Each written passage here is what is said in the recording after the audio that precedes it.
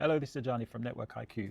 We provide excellent IT services and have a strong focus around cybersecurity. The following video is one in a series of videos where we focus on becoming more secure and helping you to get into the top 5% of secure businesses from a cybersecurity perspective. You to become a more efficient business that customers and partners can trust. Also in the series, you'll learn how to make IT more efficient and turn it into a reliable utility for your business. Hello there.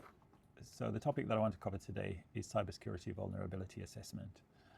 And the question is, what is that? It sounds like a bit of a mouthful, but it relates to one of the questions that customers oftentimes ask: are we secure? Yeah. And what is the answer to that question? It's actually quite nuanced, but I kind of equate it to an MOT. Do we have an MOT? And if you drive a car, you'll know about an MOT.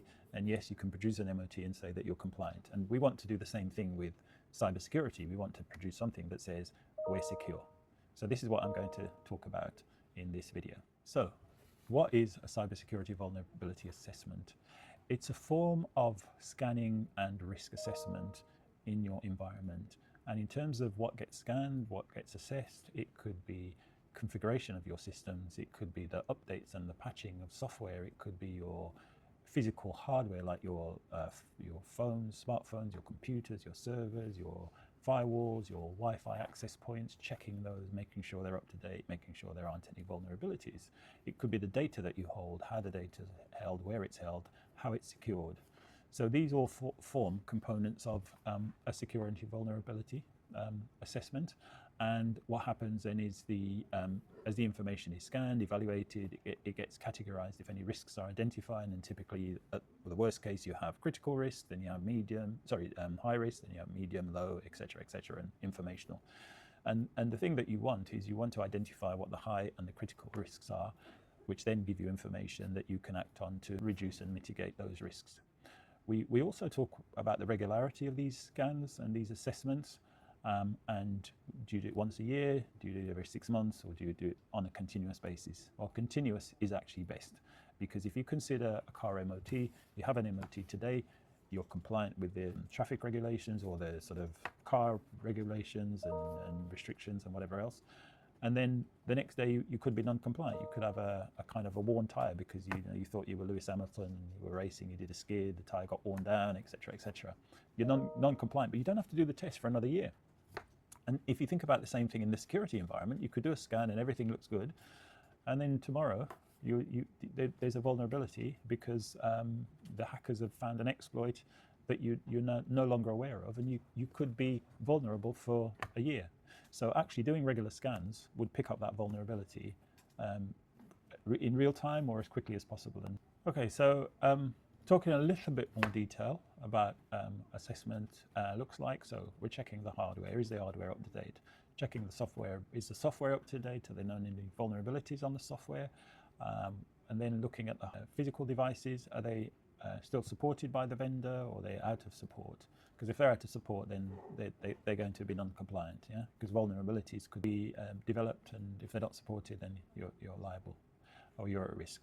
So then we look at databases, we look at files, we look at how they're stored, we look at who has access to the information, we look at how the information is protected, is it encrypted, etc. And then applications as well. Are applications secured? Do they have default configs, or are the configs been enhanced to make them more secure? So these are some of the things that you would pick up in a vulnerability assessment.